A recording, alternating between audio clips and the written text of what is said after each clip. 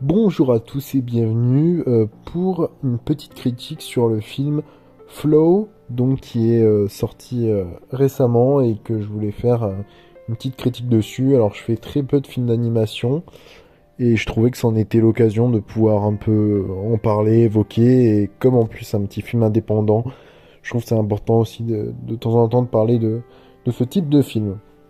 Donc juste avant, pour préambule, je vois beaucoup moins de films d'animation que je pouvais voir quand j'étais beaucoup plus jeune. Donc, ce qui fait que, en termes de proportion, j'en vois beaucoup moins. Je suis moins un spécialiste sur beaucoup de films d'animation. J'ai mes classiques, j'ai mes films cultes.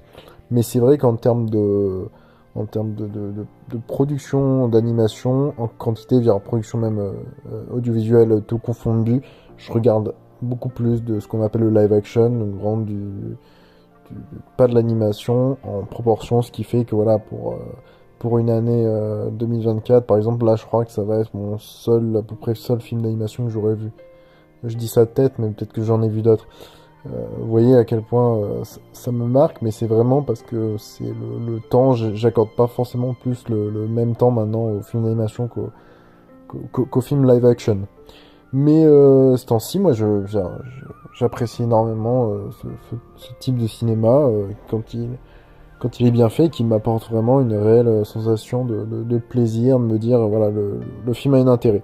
Voilà, préambule fini. Donc, Flow, c'est un film d'animation réalisé par, si je le prononce bien, Gins Zibalodis, qui avait réalisé donc un long qui s'appelait Ailleurs, et sinon après ce sont des courts. Donc j'ai vu Oasis, Inaudible et Priorities. Et il nous vient donc avec un petit film indépendant qui s'appelle Flow, qui, comment je pourrais le résumer ce film? Et ben en gros c'est un chat qui va se réveiller dans un monde où il va y avoir un déluge donc de l'eau qui va recouvrir l'ensemble de son terrain, de là où il vit, et ça va le faire en sorte qu'il va rencontrer au fur et à mesure de ses aventures d'autres animaux sur un bateau, et ils vont devoir naviguer. Donc je ne spoil pas la fin du film, mais c'est l'ensemble à peu près du pitch que je pourrais faire sur le film. Premièrement, moi, alors, les choses intéressantes à évoquer, déjà au niveau terme de la technique, on a donc un mélange entre de la 2D et de la 3D, c'est assez particulier. Il y a un travail fort sur le mouvement, beaucoup de scènes où en fait on va vraiment avoir des courses-poursuites par exemple, beaucoup de courses-poursuites, des éléments où on va naviguer dans l'eau, on va naviguer dans les airs. Ce qui est drôle, c'est que ça m'a fait penser un peu au même système qu'Avatar 2, avec des sortes de scènes d'exposition un peu, où vraiment on va mettre en lumière les aspects techniques du film. Euh, En mode, et je trouve que c'est normal, après, on est aussi fier quand on a fait une œuvre dont on est fier du travail technique, et là il y avait vraiment une manière de se dire, voilà les scènes d'exposition, voilà les techniques, comment on a travaillé dessus, et il y a un côté immersif, quoi, un côté 3D, comme Avatar, où vraiment on va avoir des scènes dans l'eau, des scènes dans les airs, des scènes sur la terre, toujours avec beaucoup de mouvement, beaucoup de profondeur aussi, ce qui est intéressant au niveau de la technique, pas mal de travail sur les textures, et sur le son, on travaille beaucoup sur les feuilles des arbres par exemple, le bruit de l'eau. Donc ça c'était très intéressant d'avoir vraiment ressenti qui se fait visuel, mais aussi au niveau de le sonore, comme on est quand même sur une œuvre audiovisuelle, il y a quand même un vrai travail sur le son au niveau de ça. Donc ça c'est rapidement ce que je pouvais dire sur la technique, donc qui est vraiment bien, mais j'ai pas été forcément transcendé par l'aspect visuel, technique. Est-ce qu'il y avait vraiment une prouesse à y mettre dedans? Je ne sais pas. Mais voilà, moi, c'est agréable à regarder en termes visuels. On sent qu'il y a un petit cachet presque dessin, mais 3D, voilà, qui se confondent la 3D. C'est assez particulier. Et voilà, sur l'aspect animation, c'est ce que je pourrais dire.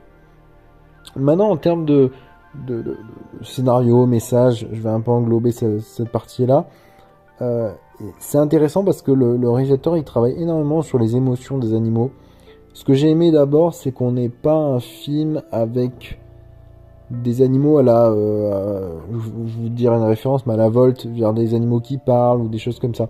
Genre des animaux qui en fait se comprennent entre eux mais ont des comportements animaux. Ce qui est intéressant, un chat qui va renifler un autre animal, qui va ronronner, on va avoir un autre animal, un singe par exemple, qui va vraiment faire un bruit de singe. Donc on n'a pas déjà d'animaux qui parlent, ce qui fait que moi je trouve que ça manquerait plus dans un environnement sauvage et c'est assez intéressant. Et il est fort au niveau de ça, je pense que c'est un des points positifs, c'est que le réalisateur arrive vraiment à retransmettre les émotions par le biais des regards. Je trouve que c'est fort de regarder des fois un animal comme un chat, comme un oiseau et se dire qu'est-ce qu'il ressent. Et là, on a vraiment des interactions, alors par contre qui sont presque humaines, dans la manière d'être fait.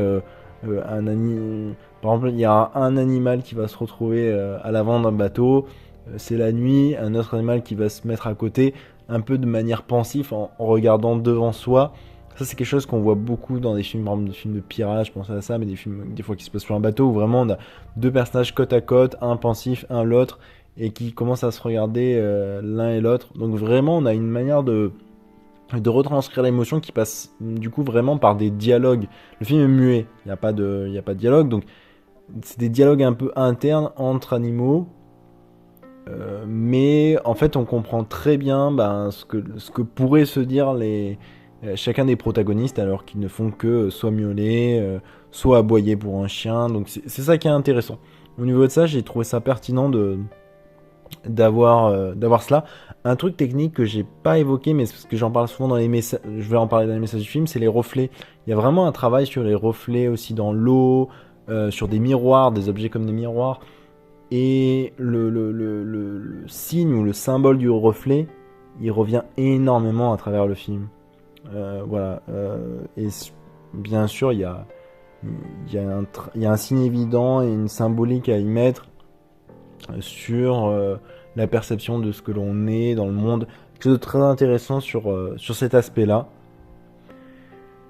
Voilà donc l'ensemble que je pouvais dire. Je réfléchis si j'avais pas oublié quelque chose, mais je trouvais que c'était une des gros éléments que je trouvais intéressant d'arriver à donner des émotions, parce que quand on arrive sur un film d'animation, moi c'est ce qui peut m'arriver, c'est de me demander si je vais accrocher, si je vais arriver à rentrer dans l'aventure. Alors il y a pas mal de péripéties, on va dire d'action, oui, mais qui vont vraiment s'articuler par les événements, la météo, les tempêtes, vers des éléments comme celui-ci qui vont vraiment ancrer le spectateur avec les protagonistes du film d'animation.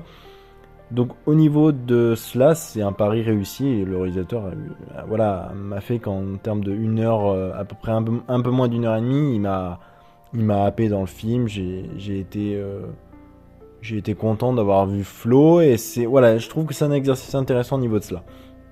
Donc voilà l'ensemble des choses que je pouvais dire sur le film Flo. Moi je suis très content de l'avoir vu. Je vous conseille vivement de le voir parce que c'est un petit film indépendant et en termes de film d'animation, je trouve que c'est intéressant aussi d'aller voir pour aider ce type de réalisateur qui se lance. Voilà tout ce que je pouvais dire sur ce film. Moi sur ce, je vous conseille d'aller voir des films, d'aller au cinéma si vous avez le temps. Si vous n'avez pas le temps, regardez des vieux films, regardez des films récents, regardez aussi des séries. Il y a pas mal de choses en ce moment qui sortent. Et moi sur ce, je vous dis à la prochaine et surtout, ciao!